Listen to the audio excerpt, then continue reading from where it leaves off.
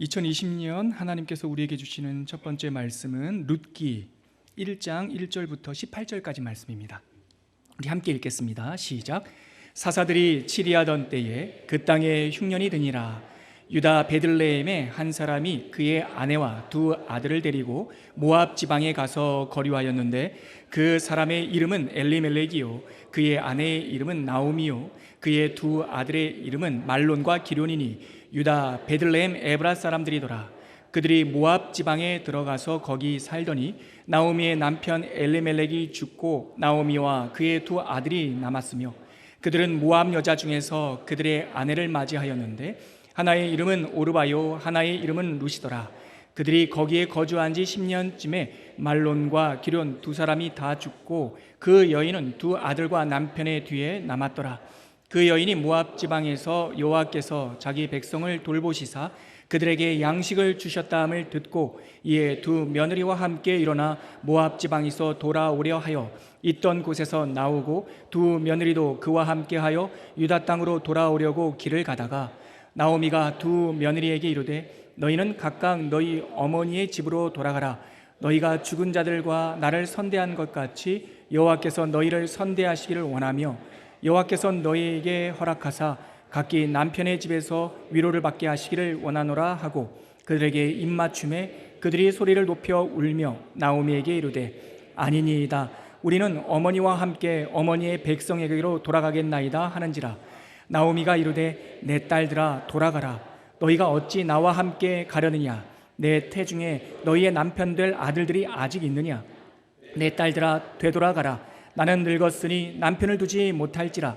가령 내가 소망이 있다고 말한다든지 오늘 밤에 남편을 두어 아들들을 낳는다 하더라도 너희가 어찌 그들이 자라기를 기다리겠으며 어찌 남편 없이 지내겠다고 결심하겠느냐. 내 딸들아 그렇지 아니하니라. 여호와의 손이 나를 치셨으므로 나는 너희로 말미암아 더욱 마음이 아프도다 하며 그들이 소리를 높여 다시 울더니 오르바는 그의 시어머니에게 입맞추되 룻은 그를 붙쫓았더라. 나오미가 또 이르되 보라 내 동서는 그의 백성과 그의 신들에게로 돌아가나니 너도 너의 동서를 따라 돌아가라 하니 룻이 이르되 내게 어머니를 떠나며 어머니를 따르지 말고 돌아가라 강권하지 마옵소서. 어머니께서 가시는 곳에 나도 가고 어머니께서 머무시는 곳에서 나도 머물겠나이다. 어머니의 백성이 나의 백성이 되고 어머니의 하나님이 나의 하나님이 되시리니 어머니께서 죽으시는 곳에서 나도 죽어 거기 묻힐 것이라. 만일 내가 죽는 일 외에 어머니를 떠나면 여호와께서 내게 벌을 내리시고 더 내리시기를 원하나이다 하는지라. 나오미가 룻이 자기와 함께 가기로 굳게 결심함을 보고 그에게 말하기를 그치니라. 아멘. 자리에 앉으시겠습니다. 하나님 아버지 은혜 감사합니다. 새날 주시고 새해 주셔서 감사합니다. 우리가 옛 은혜를 쫓아 오늘을 살고 있지만 옛날처럼 살지 않도록 도와주시고 새로운 생명, 새로운 시간, 새로운 소망을 품고 살아가는 우리 모두가 되게 하여 주옵소서.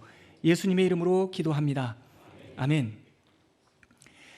우리는 2020년을 새해를 맞이하면서 몇 주간 룻기를 주일 예배 메시지로 나눌 예정입니다. 4주가 될지 5주가 될지는 잘 모르겠어요. 그러나 한 4, 5주 동안 이 룻기의 말씀을 통해서 하나님께서 우리에게 주실 새해의 지표 그리고 하나님의 메시지와 위로를 듣기를 원합니다. 룻기는 참 특별한 책입니다. 66권 중에서 사실 특별하지 않은 책 하나 없겠지만 그 가운데 유난히 룻기는 잔잔한 여운과 울림을 주는 책입니다.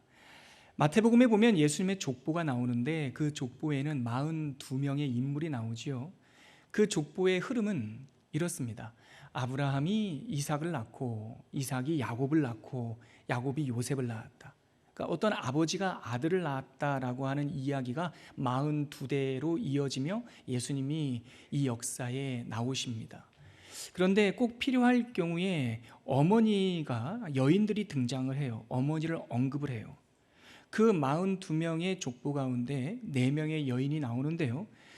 그 가운데 그 자기 이름을 가지고 성경이 기록된 사람은 이 룻이 유일합니다. 룻은 예수님의 족보에 나오는 4명의 여인 가운데 그의 이름으로 기록된 성경을 가지고 있는 그 주인공이죠. 참 특별합니다. 그래서 우리는 하나님이 이 룻을 통해서 전하고자 하시는 분명한 메시지가 있다는 것을 이렇게 추론할 수 있죠. 한 덩어리로 우리에게 하나님께서 메시지를 전하고 있습니다. 그리고 우리가 잘 알고 있다시피 룻기는 긴 성경이 아닙니다. 단 4장으로 되어 있는 성경입니다. 혹시 기회가 되신다면 2020년을 시작하면서 여러분들에게 한번 한 자리에 앉으셔서 1장부터 4장까지 한번 읽어보시기를 권면드립니다. 그러면 그 전체 줄거리와 이야기를 통해서 우리에게 말씀하시는 하나님의 메시지를 어김없이 들을 수 있겠다라고 소망하고 있습니다. 만약 어떤 분이 저에게 이 룻기를 한마디로 요약한다면 어떻게 할 수 있을까요? 이렇게 묻는다면 여러 차례 제가 성경을 읽었지만 이 룻기를 한마디로 요약한다면 이렇게 말씀드릴 수 있겠습니다. 환난을 만난 두 과부의 생존 이야기. 환난을 만난 두 과부의 생존 이야기. 이미 룻의 이야기를 아시는 분들도 계시겠지만 룻기는 사실 위대한 이야기가 아닙니다.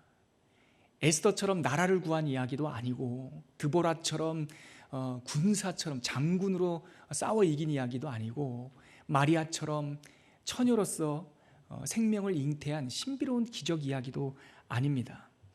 룻기는 절박한 상황을 만난, 다시 말해서 환난을 만난 지극히 작은 소시민들의 이야기입니다.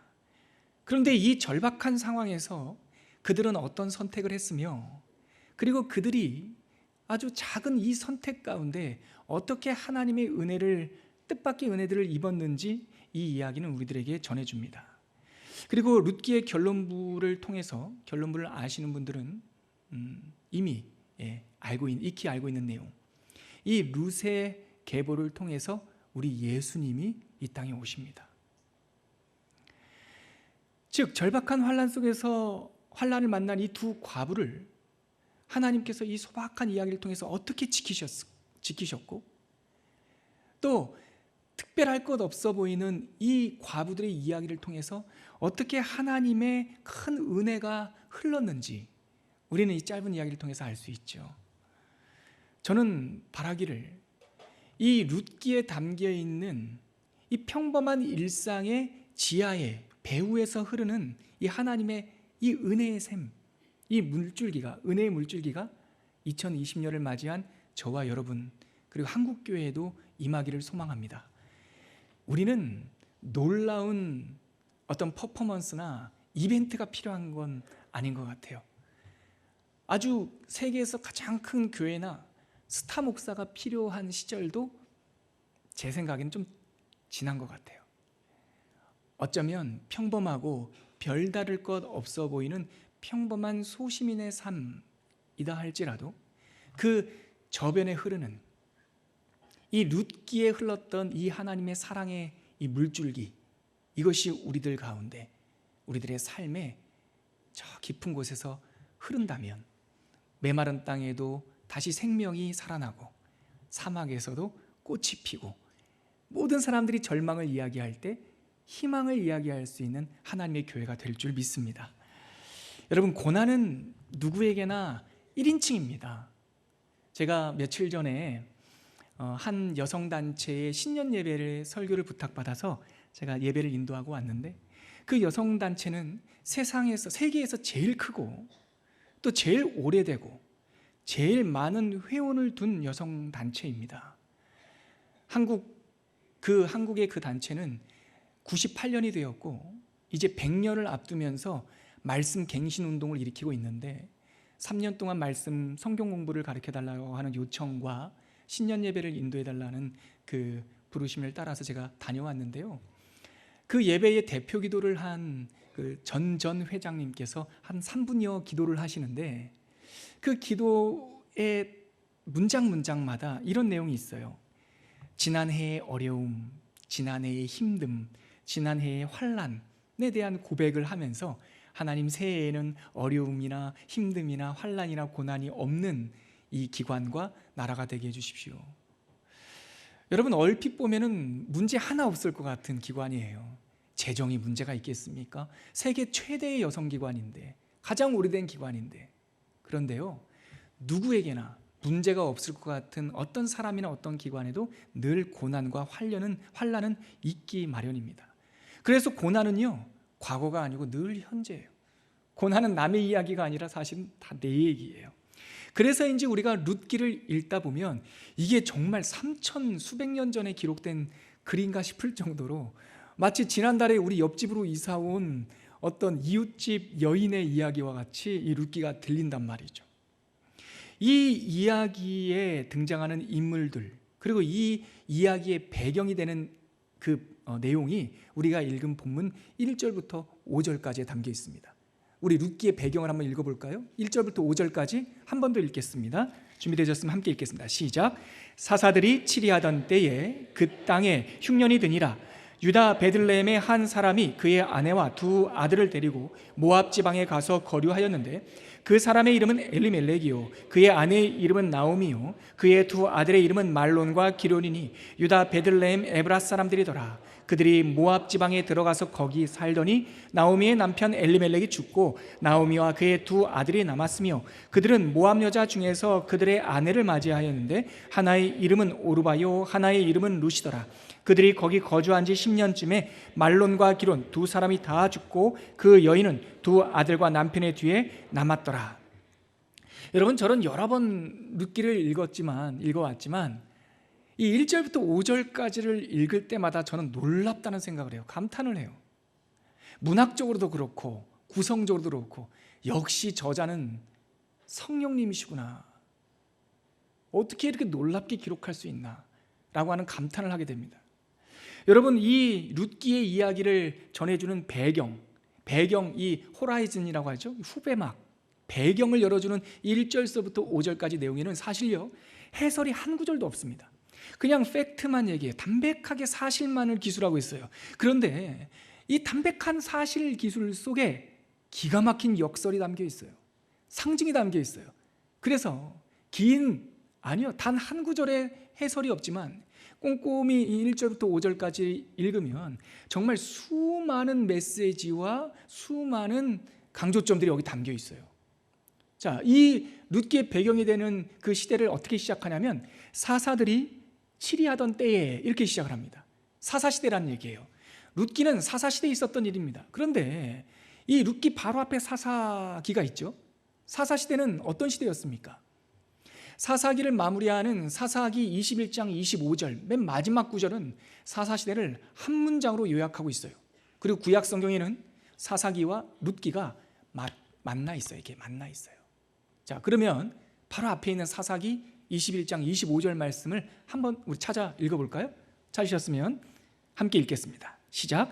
그때에 이스라엘의 왕이 없으므로 사람이 각기 자기의 소견에 옳은 대로 행하였더라. 사사시대는 왕이 없던 시대예요. 왕이 없었기는요, 하나님이 계셨죠. 하나님이 그들의 왕이었죠. 다시 말해서 하나님이 왕이었는데 그들이 왕이 없다라고 말하는 것은 그들이 하나님을 내쫓은 거죠. 하나님을 왕으로 인정하지 않은 거예요. 그래서 그 시대는 사사시대가 됐죠. 자기 소견에 오를 대로 행하는 시대가 됐죠. 그런데요, 이 사사시대, 사사들이 통치하던 시대에 등장하는 한 가정, 그 가정의 가장의 이름이 뭐냐면 엘리멜렉이에요. 엘리멜렉이란 뜻이 뭡니까? 우리가 예수님의 십자가 가상 칠언을 통해서 알고 있듯이 엘리 라마 사박다니, 엘리가 뭡니까? 나의 하나님. 그럼 멜렉이라는 말은 뭘까요? 이게 a king이라는 말이에요. 그래서 블레셋 왕의 이름이 아비멜렉, 왕들의 우두머리다라고 하는 뜻이죠. 그러니까 엘리멜렉이라는 뜻은 나의 하나님은 멜렉, 왕이다라는 뜻이에요. 자, 보세요. 근데 여기 역설이 등장합니다. 왕이 없던 시대에 살았던 한 사람의 이름은 나의 하나님은 왕이다라고 하는 이름을 갖고 있는데 이 엘리멜렉은 왕의 땅을 떠나 자기의 소견에 오를 대로 모압 땅에 가버려요. 역설이죠. 그런데 그가 그 땅을 왕을 등지고 떠난 이유가 뭐죠? 흉년이 들었대요. 기근이에요. 먹을 것이 없었다는 거죠.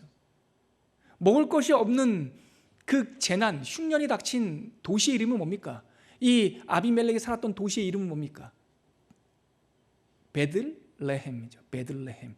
나중에 예수님께서 태어나는 고향이기 때문에 우리가 익히 알고 있는 이름인데, 베들레헴이라고 하는 그 이름의 뜻도 베트라는 건 베델이라고 하는 그 단어와 같죠. 집이라는 뜻입니다.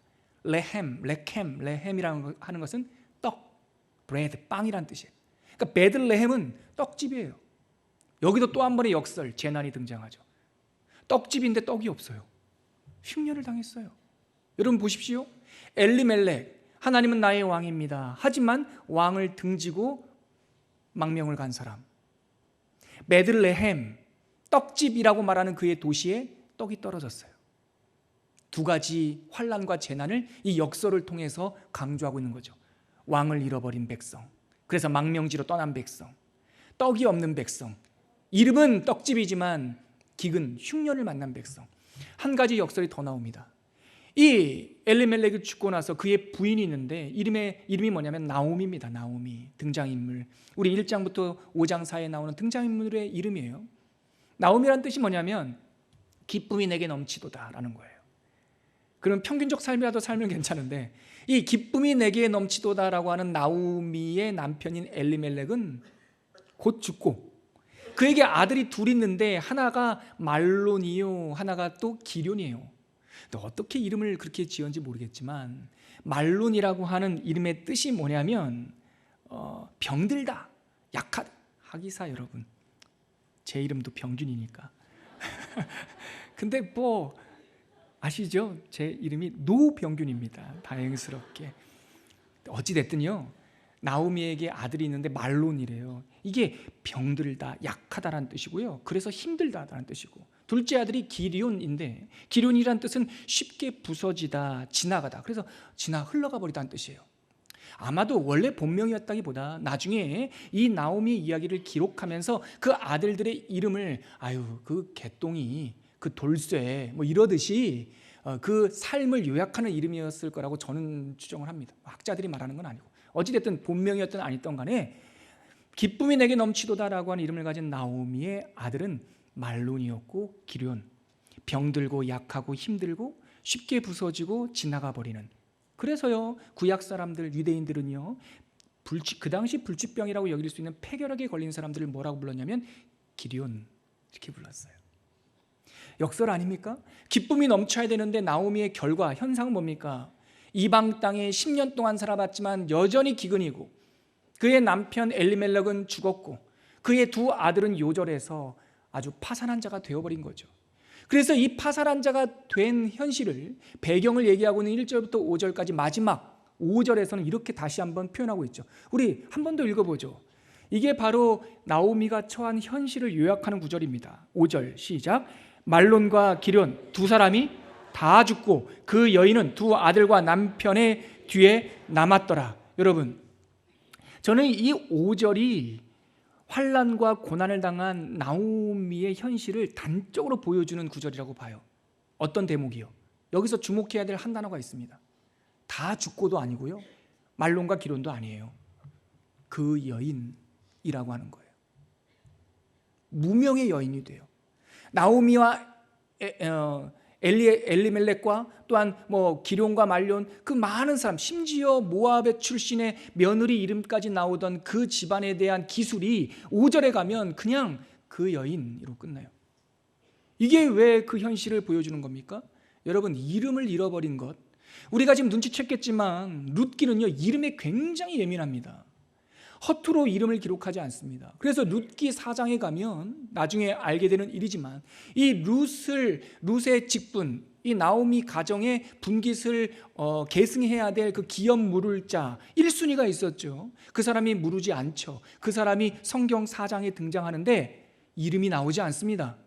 일부러 안 나와요. 그래서 룻기 4장에는 그 자기의 권리를 포기해버린 기업 물을 자 1순위를 이 보아스가 부를 때 뭐라고 부르냐면 아무개요, 이렇게 불러요. 아무개요. 이름을 기록하지 않는다고요. 굉장히 룻기에서는 이름이 중요해요. 거기서 많은 메시지를 담고 있어요. 그런데 환난을 만난 이 여인을 요약할 때 5절에서 그 여인이라고 말합니다. 이름이 없어져 버렸어요. 인생의 마지막 벼랑 끝에 서 있는 거예요. 다 잃어버린 거예요. 세상에서는 그 벼랑 끝을 소위 막장이라고 말해요. 지금 나오미는 이방 땅에서 10년을 보냈지만 막장에 서 있는 거예요. 죄를 지어서 형을 언도받으면 감옥에 가죠. 감옥에 가면 수감되는 그 순간부터 이름을 부르지 않습니다. 죄수 번호로 부릅니다. 죄수 1, 2, 3, 4, 5번 이름을 박탈합니다. 독일인이 2차 세계대전 때 유대인들을 학살할 때 제일 먼저 한 조치가 뭐냐면 그 간수들로 하여금 유대인들을 향해서 이름을 부르지 못하게 하는 거였습니다. 지금 나오미는 이름을 잃어버렸습니다. 인생의 막장에 섰습니다. 이것이 바로 이 여인이 만난 환난의 맨 끝자락입니다. 이제 본격적으로 나오미가 만난 환난들이 시작되는데요, 그들이 겪었던 어려움들을 시작하는 6절, 그 6절도 나오미란 이름이 나오지 않습니다. 그 여인으로 시작합니다. 우리 6절 한 번 더 읽어볼까요? 읽겠습니다. 시작. 그 여인이 모압 지방에서 여호와께서 자기 백성을 돌보시사 그들에게 양식을 주셨다 함을 듣고 이에 두 며느리와 함께 일어나 모압 지방에서 돌아오려 하여. 이어지는 6절 이하의 내용은 이제 본격적인 환난을 만난 과부들의 이야기인데요, 역시 이 이야기도 절망을 상징하는 그 여인으로 시작하죠.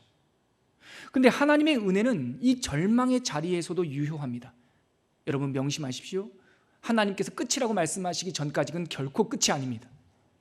우리가 파산되고 우리가 절망한 그 자리가 드디어 하나님께서 일하시는 순간일 수도 있습니다. 이 여인에게 10년 동안 지낸 그 모압 땅에서 이 여인에게 소식이 들렸습니다. 여호와께서 자기 사랑하는 백성들에게 양식을 주셨다라고 하는 소식을 들었습니다. 그리고 이 여인은 그 모압 지방에서 돌아오려고 결정했다고 합니다. 그리고 이어지는 7절을 보면 이렇게 되어 있습니다. 그 있던 곳에서 뭐하고? 나왔다고 합니다. 여러분, 이 대목이 굉장히 중요합니다. 아무리 우리가 인생의 막장, 인생의 마지막 포기해야 될 그 순간에 있더라도 여러분, 희망의 사인은 하나님의 사건을 듣는 일입니다. 인간의 배드뉴스 많이 들어보고 인간의 문제를 아무리 분석해도 거기에 희망이 없습니다. 예수의 이야기, 여호와의 이야기를 들어야 됩니다. 그 여인은 여호와께서 사랑을 베푸셨다, 그 백성을 돌보셨다는 얘기를 듣고 끝나면 안 됩니다. 여러분, 그 들은 이야기가 나의 이야기가 되어야 됩니다. 그곳에서 떠나 돌아가기로 뜻을 정했습니다. 그리고 뜻만 정한 것이 아니라 7절에 보니까 있던 그곳에서 나왔습니다. 들었습니다. 뜻을 정했습니다. 돌아가기로 결정했습니다. 그리고 있던 곳에서 나왔습니다. 이것을 성경에서는 회심이라고 합니다.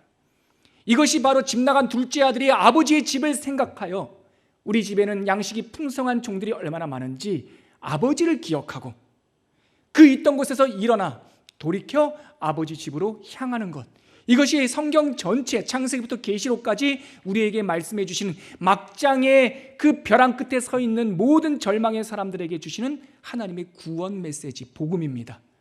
여러분, 하나님의 이야기를 들으셔야 합니다. 돌아가기로 결정하셔야 합니다. 그리고 그 있던 곳에서 이제는 나오셔야 합니다. 그랬더니 8절에 그의 이름이 즉시 회복됩니다. 8절 말씀 같이 한번 읽어볼까요? 시작. 나오미가 두 며느리에게 이르되 너희는 각기 너희 어머니 집으로 돌아가라. 너희가 죽은 자들과 나를 선대한 것 같이 여호와께서 너희를 선대하시기를 원하며. 이 돌아가는 그 길 위에서 이 그 여인이라고 불렸던 이 무명의 여인은 나오미라는 이름을 찾아요. 그런데 그 길 위에서 나오미는 멈춰 서서 자기의 남겨진 두 며느리에게 선택을 주죠. 결정해라. 너희가 나와 묶인 것 때문에, 내 며느리 된 것 때문에 니네들이 종처럼, 로봇처럼, 자유의지가 없는 사람처럼 따라갈 일이 아니다. 이 길은 그 길이 아니다. 선택해라. 내가 너희들이 떠난다 하더라도 서운해하지 않는다. 나를 선대하신 하나님이 너희들을 선대하시기를 원한다. 근데 여기에 아주 중요한 단어가 나옵니다. 나오미가 제정신이 들어온 거예요. 이 선대라는 말이 히브리어 성경 언어로 보면 뭐냐면 헤세드입니다. 룻기의 전체 주제예요. 헤세드를 정의한다면 이렇게 정의할 수 있어요. 하나님께서 붙드시는, 포기하지 않는 사랑, 이게 헤세드예요. 그 길 위에서 이어지는 내용들은 4번이나 이 나오미가 며느리에게 권면해요. 돌아가라. 너의 집과 너의 어머니 집과 너의 신들에게로 돌아가라. 처음에는 거절하죠. 그러나 나중에 이 첫째 며느리 오르바는 자기의 어머니와 자기의 신들에게 돌아갑니다. 그러나 둘째 며느리 룻은 돌아가지 않습니다. 하나님을, 그리고 그의 어머니를 붙들기로 결정합니다. 여러분, 늘 구원은 이렇습니다. 여러분, 하나님은 우리를 기계로 대우하지 않습니다. 하나님은 우리를 물건으로 대우하지 않습니다. 하나님은 우리를 당신의 형상과 당신의 사랑과 당신의 모양을 따라 지음받은 자녀로 대우합니다. 사랑하기 때문에 결정하라고 합니다. 구원의 길은 열렸으니 이제 여러분, 돌아가시려면 돌아가십시오. 그 돌아간 그 길에도 하나님의 헤세드가 있기를 바랍니다. 왜냐하면 우리가 가는 이 길이, 내가 모태신앙이기 때문에, 내가 20년 교회를 다녔기 때문에, 내가 목사이기 때문에, 내가 장로이기 때문에, 내가 권사이기 때문에 갈 수 있는 길이 아니기 때문에, 우리가 돌아가야 될 그 왕의 땅은 내 결정으로, 내 순종으로, 나의 선한 마음의 합함으로 가야 될 길이기 때문에 주님께서는 우리에게 구원의 길을 활짝 열어놓으셨지만, 같이 갈래? 억지로 갈 일은 아닌데 라고 물으시는 거죠. 이 장면은 사실 10년 전 베들레헴을 떠나오던 이 엘리멜렉의 가정을 떠오르게 합니다. 환란이 닥쳤죠. 지금 환란하고 비슷해요. 그때 엘리멜렉은 어떻게 결정했습니까?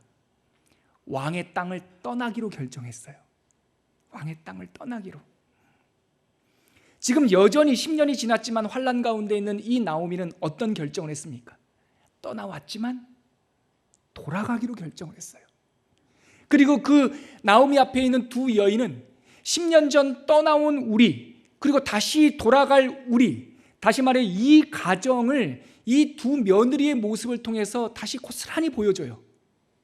돌아가는 그 길 위에서 한 며느리는 떠나가고 한 며느리는 떠나지 않기로 결정을 합니다.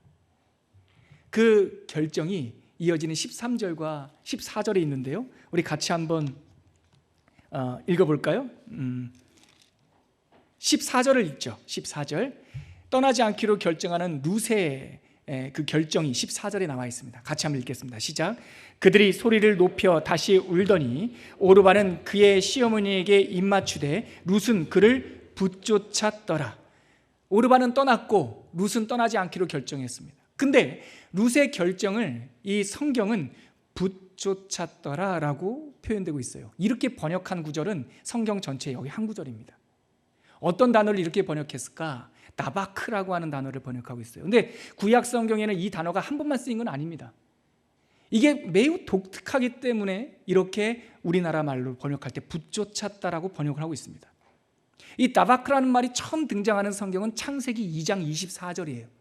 그 창세기 2장 24절은 이런 내용입니다. 제가 그 내용을 말씀드리죠. 무릇 남자가 부모를 떠나 그 아내와 합하여 한 몸이 될지니라. 이 말씀을 하실 때 그 아내와 합하여라고 말할 때 나바크라는 단어가 처음 쓰입니다. 다시 말해 그냥 동거하는 수준도 아니고 아는 수준도 아니고 밥 한 끼 먹는 수준도 아니고 여행길 그냥 잠시 함께 걸어가는 그 정도가 아니라 결혼, 한 몸이 되는 수준의 그 결정, 붙쫓는 결정. 그래서 영어 성경에서는 이 나바크라는 단어를 이 히브리어 사전을 찾아보니까 이렇게 해석하고 있어요. Stay and close. 멈춰 서서 문을 걸어 잠궈버리는 거예요. 이게 나바크예요. 룻의 결정은 여러 대안 중에 하나를 선택했다는 게 아니에요. 룻의 결정은 이래도 되고 저래도 되고 저래도 되는 게 아니라 그 중에 하나를 선택했다는 것이 아니라 전혀 대안이 없는 절대 의존적 결정이 나바크예요. 붙쫓는 거예요. 믿음이란 그런 겁니다, 여러분. 믿음이란 우리의 문제를 해결하기 위하여 우리가 무당도 찾아가고 점집도 찾아가고 전문가도 찾아가고 있는 여러 가지 대안 중에 하나, 하나님께 기도도 해보지, 이게 믿음이 아니라 하나님께서 우리들에게 요구하시는 결정과 믿음은 대안이 없는 믿음이에요. 오직 하나뿐이밖에 없는 믿음. 이 붙잡다라는 말은 마치 어린아이가 엄마 품에 꽉 끌어안는, 여러분 예수님의 사건, 예수님이 겪으셨던 일 중에 이런 일이 하나 있습니다. 한 청년이 찾아왔죠. 어렸을 때부터 그 사람은 율법을 다 지켰고 공무원이었고 하나님을 사모하는 사람이었는데 영생을 어떻게 하면 얻을 수 있냐고 물었잖아요. 예수님께서 이랬습니다. 너에게 많은 것이 있는데 그거 다 내려놓고 follow me, 나를 따르라. 그런데 성경은 뭐라고 말합니까? 그 사람이 가진 게 많은 고로, 부자인 고로 근심하며 떠났다라고 말합니다. 근데 이 사건이 바로 있기 전에 하나의 사건이 더 마치 패키지처럼 묶여 있어요. 이 사건, 예수님을 찾아와서 영생을 얻었던 청년, 부자 청년 관원의 사건 바로 앞에 여인들이 어린아이를 품에 안고, 이 갓난장이를 품에 안고 예수님께서 축복기도 해달라고 데려올 때 이 아이들이 자꾸 우니까 제자들이 시끄러워 좀 가시오. 그때 예수님께서 처음으로 화를 내셔요. 화를 내시면서 제자들에게 꾸짖으시면서 아이들이 내게 오는 것을 막지 말아라. 천국은 이와 같이 해야, 이와 같은 자가 돼야 천국에 들어간다. 이 이야기 바로 이어서 그 청년이 나오는 거예요. 천국은 어린아이와 같아야 된다는 거예요. 옛날에 저도 그렇게 오해했었죠. 그래서 어린아이처럼 순수해야 천국 가는구나, 어린아이처럼 착해야 천국 가는구나. 근데 제가 나중에 결혼해서 알게 됐습니다. 아이들은 착하지 않습니다.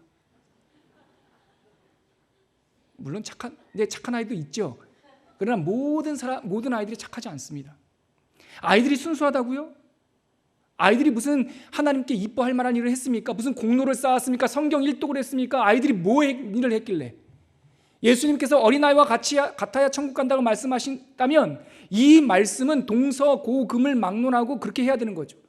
그러면 옛날이나 지금이나 동양이나 서양이나 모든 아이들의 공통적 특징이 뭡니까? 대안이 없다라는 거예요. 절대 의존적이라는 거예요. 누구한테? 엄마한테, 아빠한테. 젖이 없으면 죽어요. 이 세상에 있는 모든 피조세계 생물들 중 가운데 가장 연약한 존재가 인간이에요. 엄마 젖 없으면 죽어요. 그래서 아이는 엄마 옷자락 붙잡는 거예요. 예수님께서 이 어린아이와 같아야 천국 간다라고 하는 것은 대안이 없는 절대 의존 신앙을 말하는 거예요. 룻이 지금 그렇게 한 거죠. 오르바는 대안이 있었어요. 돌아갈 곳이 있었어요. 그러나 룻은 돌아갈 곳이 없어요. 그 자리에 스테이, 머물고 클로스 다 잠궈버렸어요. 이것이 바로 붙쫓았더라라고 하는 말의 뜻입니다. 그러면 이 여인은, 붙쫓는 결정을 한 이 여인은 그의 시어머니 나오미에게 어떠한 고백을 합니까? 이어지는 16절과 17절에 이 룻의 고백이 나옵니다. 같이 한번 읽어보시죠. 시작. 룻이 이르되 내가 어머니를 떠나며 어머니를 따르지 말고 돌아가라 강권하지 마옵소서. 어머니께서 가시는 곳에 나도 가고 어머니께서 머무시는 곳에 나도 머물겠나이다. 어머니의 백성이 나의 백성이 되고 어머니의 하나님이 나의 하나님이 되시리니 어머니께서 죽으시는 곳에서 나도 죽어 거기 묻힐 것이라. 만일 내가 죽는 일 외에 어머니를 떠나면 여호와께서 내게 벌을 내리시고 더 내리시기를 원하나이다 하는지라. 4번의 강권에도 불구하고 떠나지 않고 다바크, 엄마와 함께 엄마 옷자락을 붙잡고 살겠다라고 하는 이 결정, 그 결정의 내용이 16절과 17절 룻의 고백이 나오는데, 사실 여러분 이 내용이 굉장히 무슨 신앙적이고 신학적이고 대단한 믿음의 고백이 아니라는 게 신기해요. 내가 만난 하나님에 대한 간증이 있습니까? 내가 기도했더니 환상 가운데 하나님의 음성을 들었단 말이 있습니까? 룻이 무슨 인류를 구원하고 예수에 대한 소망이 있고 구원에 대한 계획에 대한 비전이 있어서 지금 결정하는 겁니까? 아니요. 16절 17절에 나오는 룻의 고백은 그저 아주 단순하게 말하면 어머니 옷자락 붙잡는 것밖에 안 돼요. 떠나라고 하지 마세요. 내가 갈 곳이 없어요.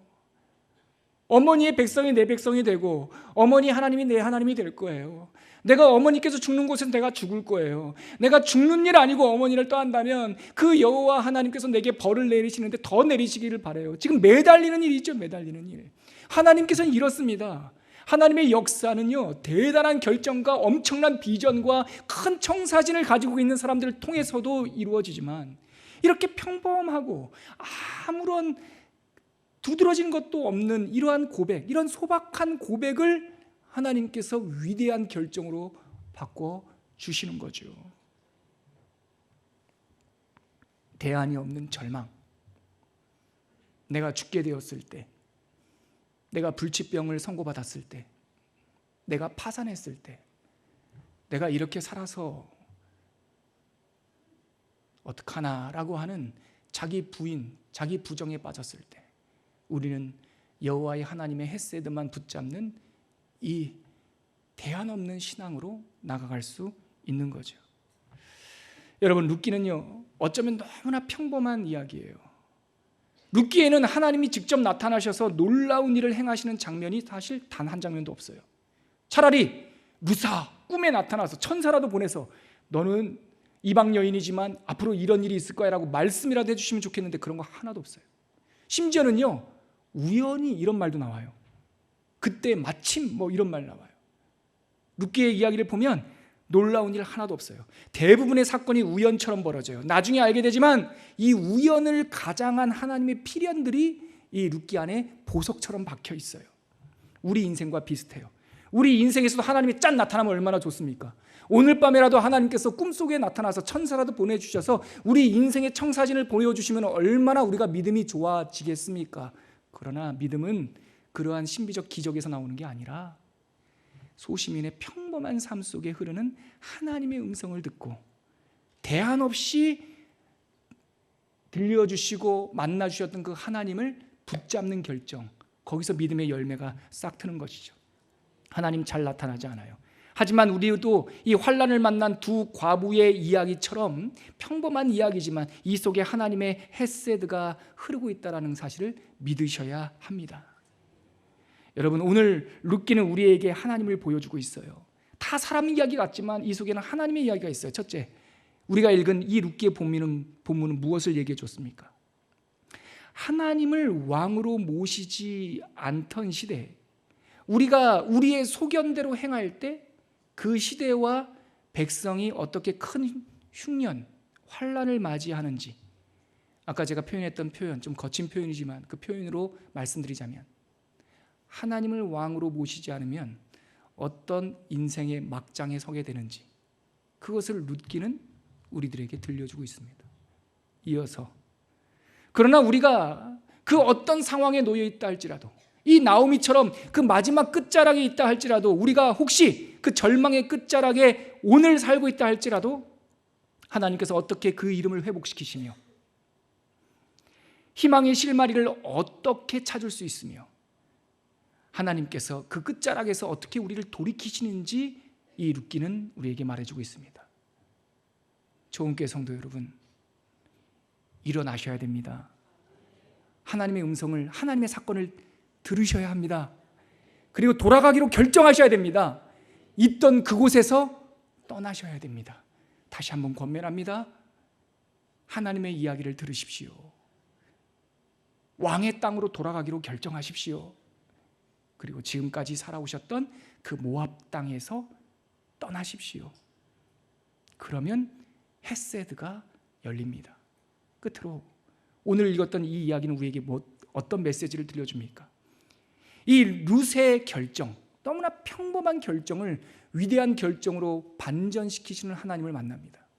그래서 아무런 분깃도 없고 자격도 없던 이방 여인이 어떻게 하나님의 헤세드 안에 풍덩 빠지는지 이 이야기는 들려줍니다.